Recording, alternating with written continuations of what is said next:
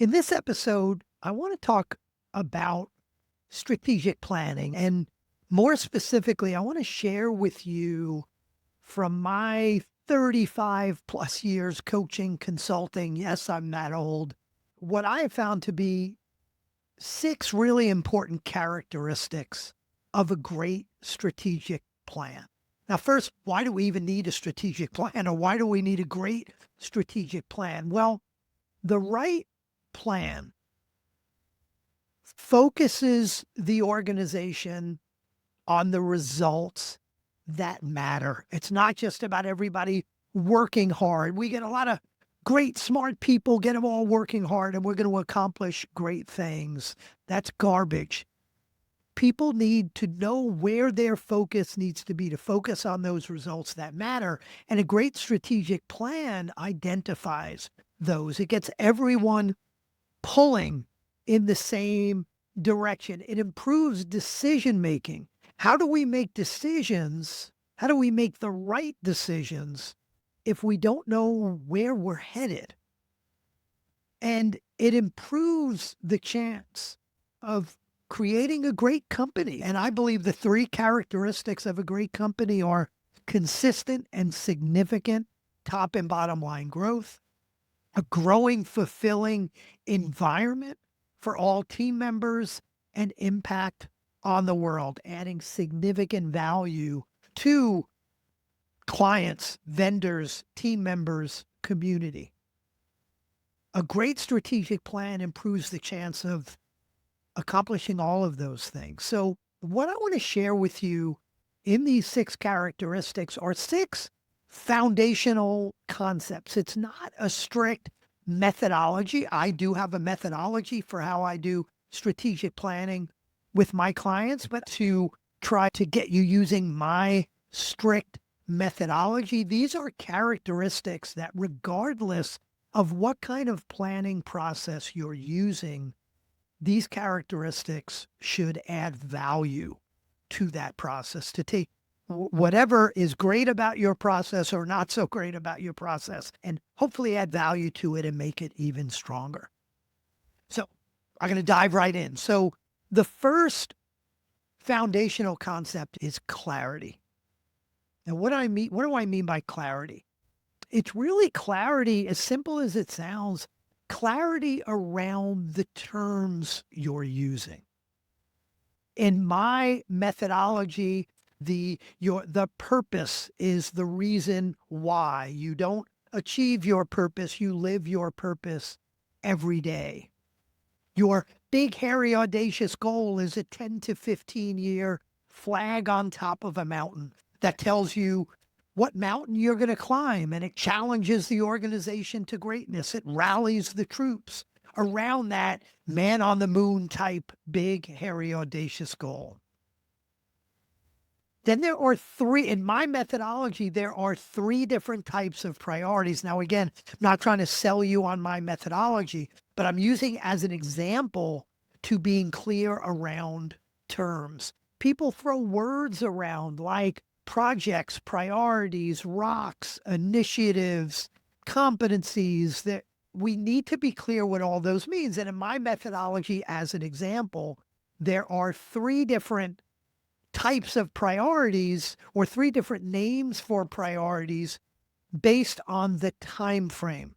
Very often organizations talk about all these things they want to do in their strategic plan. It's our 5-point plan to do these things, but the time frame is not clear. So in my methodology, the three different time frames of priorities: number one, a 3-year priority I call an initiative. A 1-year priority I simply call an annual priority. And a 90-day priority is a rock. Now, again, you don't have to use those terms, but it's an example of when people throw out the word goal or project or priority, we need to know what they mean. And in my methodology, if someone says priority, we know they mean an annual priority. If someone says initiative, we know they mean 3 years. Rock means 90 days. So we need to be really clear about terms. The other terms that we need to be clear on is accountability versus responsibility. I've mentioned this in probably a number of other podcast episodes, but it's an important part of this foundational concept of clarity is we need to know the difference between accountability and responsibility. When we throw those words around interchangeably, we cause confusion within our organization. The way I define them is responsibility is about who is rolling up their sleeves to get the job done. Responsibility could be one person, it could be 500 people. I can stand in front of an entire company and say something like, we are all responsible for giving our clients wow levels of service. Because directly or indirectly, all of the members of that company have some impact. At some level, they're rolling up their sleeves to get that job done. But who is accountable for wowing our clients? That comes down to one person.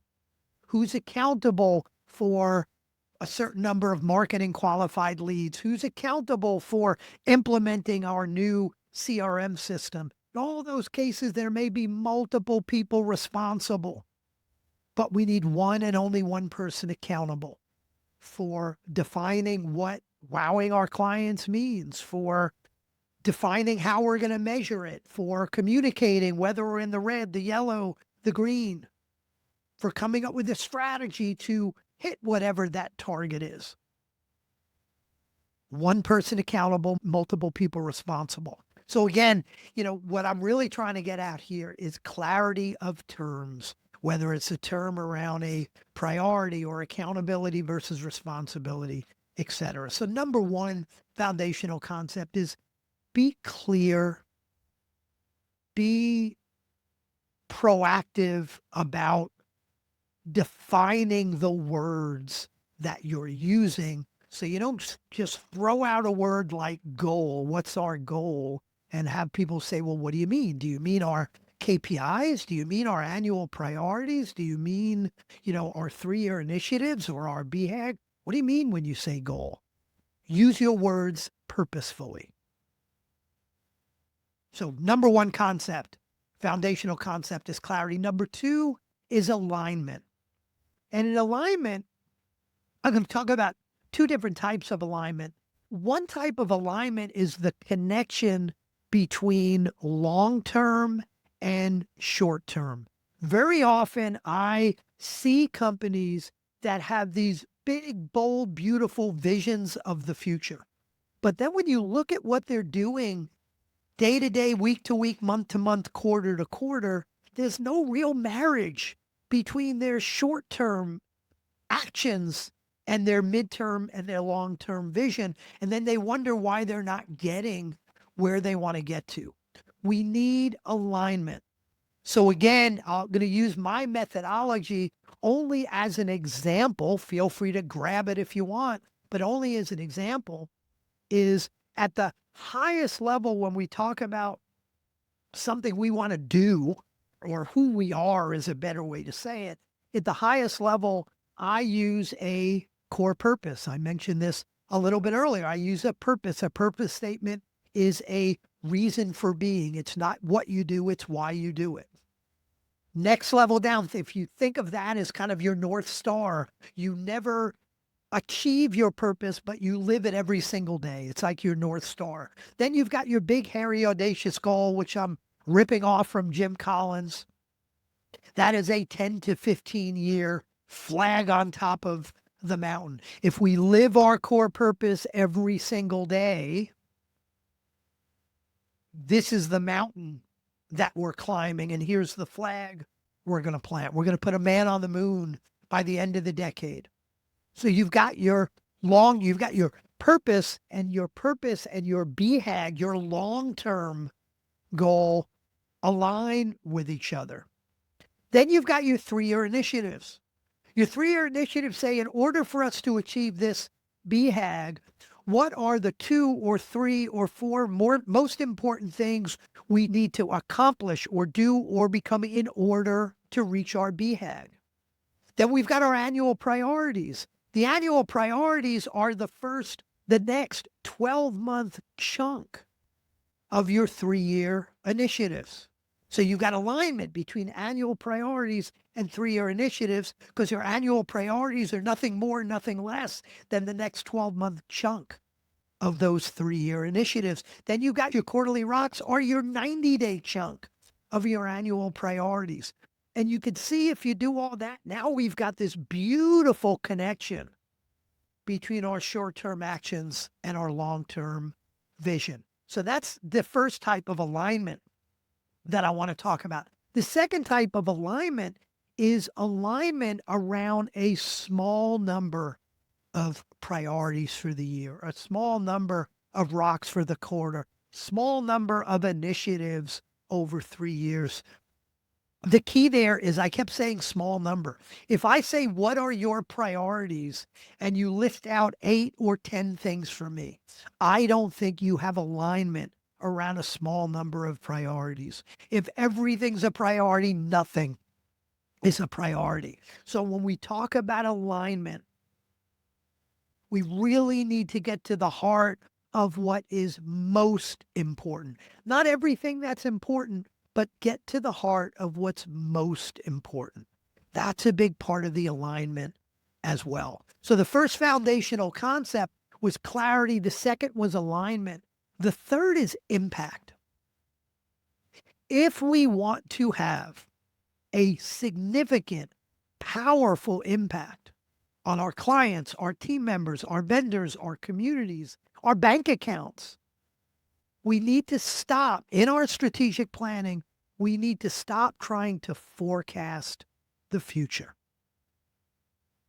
When we forecast the future, which sounds like a normal, typical thing that we all do in our planning, but when we forecast the future, we tend to project the future based on what we're doing today and some incremental changes we can make over the next year or 2 years or 3 years.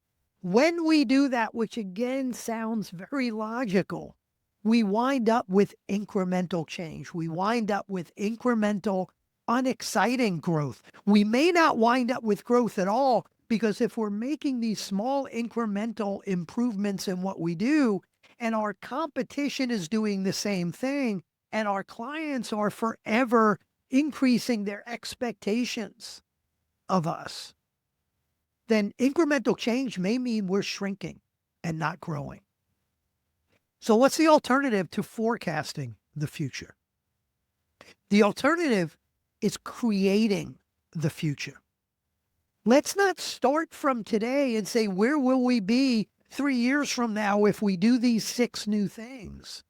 Let's start from 3 years from now, or better yet, let's start with our big, hairy, audacious goal 10 years from now and say, what future do we want to create?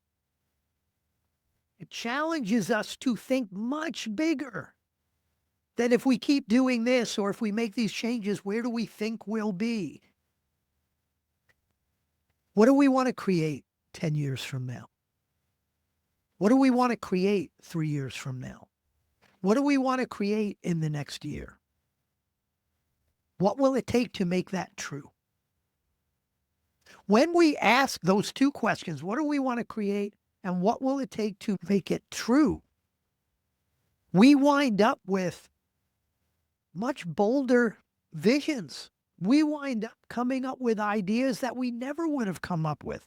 We wind up wowing our clients at whole new levels. We wind up growing at velocities that we never would have thought about. So we want to create the future, not forecast the future. That was the third foundational concept around impact. The fourth concept is speed. And when I say speed, I mean literally speed of creating the plan. Back in my management consulting days, many years ago, 20 plus years ago, every 2 to 3 years, our clients would want to create these big, bold 3 to 5 year strategic plans. They would take months to create binders and binders of beautiful colored charts that would sit on a shelf and gather dust. Because even back then, I know we like to talk about how fast the world is changing. But you know what? 20, 25, 30 years ago, the world was changing pretty fast back then too. And 3 to 5 months after those beautiful strategic plans were created, they were out of date. And we stopped holding each other accountable, as we should, for executing on those plans. One of the problems was we were trying to get that plan 100% right. We were trying to do so much analysis to make sure the plans were accurate, whatever the heck that means. And in this foundational concept of speed, what I want to encourage you to do is not to try to get everything right. Don't take 2, 3, 5 months to create a strategic plan, and then the whole world has passed you by. Get your decisions 70% right. Get them 70% right, and then execute the hell out of those decisions and learn and zig and zag and tweak it. Because the extra time you spend to get from 70% right to 90, 95, 100% right, number one, is not adding real value because the world is changing and the chance of you being right is smaller and smaller. And again, number two, that extra time could be spent executing, adding value, learning, and growing.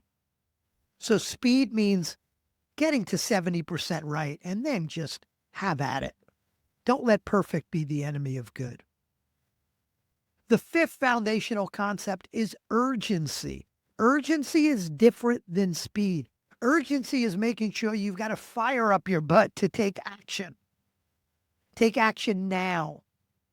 Not create a blueprint to plan to get ready to take action, but to take action now and start seeing results. And that urgency in my methodology comes in the form of 90-day sprints, these quarterly rocks. Quarterly planning in my methodology is the most important part of planning because that's where shit happens. The reason why those 90-day plans drive urgency is because the result you're trying to hit at the end of 90 days is coming up so quickly, you don't have time to screw around. If I said, I want to lose 24 pounds this year, I will still order a pizza tonight.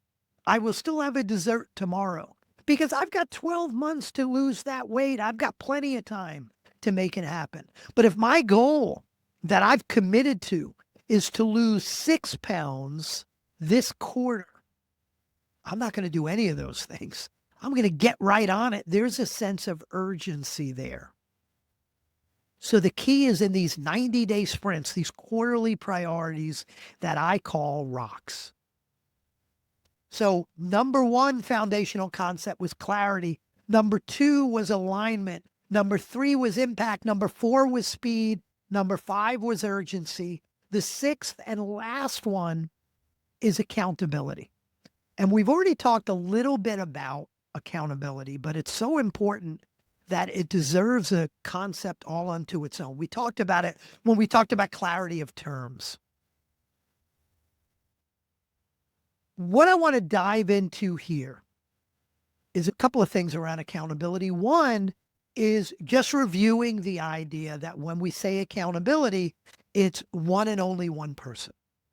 So if you have an annual priority or you have a rock for the quarter that is implementing a new CRM tool. And I use this as an example because I have seen screw ups over and over again in not defining accountability in the right way, accountability being one person. Here is almost every CRM conversation I've ever heard. The head of technology is super excited because they're walking into their quarterly senior leadership team meeting knowing that their job was to implement this new CRM system on time and on budget. They're excited because the CRM tool was implemented a month early and under budget. So they expect that they're going to get a standing ovation from the rest of the leadership team. They're going to be carried out on the leadership team's shoulders. They come in, everyone, great news. CRM tool was implemented a month early and under budget. And not only do they not get a standing ovation, but the head of operations says, who cares? It's great that it's live and under budget. But where's the value? I was under the impression that I would be able to use the sales funnel information in there to better drive my resource requirements, my inventory requirements. But if the funnels are there at all, they're totally inaccurate. It's useless to me. Then the head of sales jumps in and says, damn right the sales funnels aren't accurate. I told you 3 months ago that if my salespeople need to go through 12 screens and spend 2 hours to enter a new opportunity, I am not having them sit behind their laptops. They need to be out there selling. Who's right? Is the head of technology right? Is the head of operations right? Is the head of sales right? They're all right. The problem is there wasn't one person accountable for the outcome of implementing that CRM to achieve whatever the business case was, to get the dollar value from it. Number one, there wasn't one person accountable. There were only 3 people responsible and no one truly accountable for the results. Number two, they didn't specify the outcome. So it's about that one person accountable, but it's also about an outcome, not just getting a bunch of tasks done.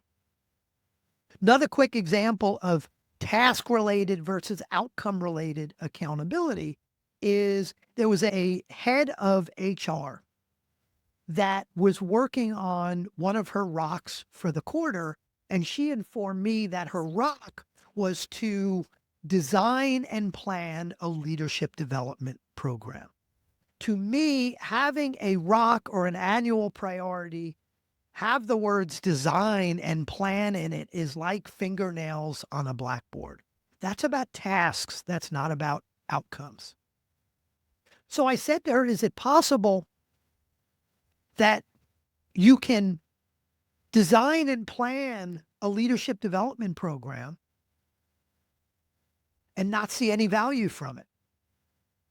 And her initial response was, of course not. We need more leadership development. I said, I'm not challenging whether you need more leadership development and better leadership development. But what if you design and plan a leadership development program and it's never implemented because leadership finds some new shiny object to chase and they don't invest the time and money in implementing your plan? What if the plan is implemented, but it's not very good? What if the plan is implemented, but the leaders don't take action based on it and you never see the results from it? There's a whole lot that can go wrong.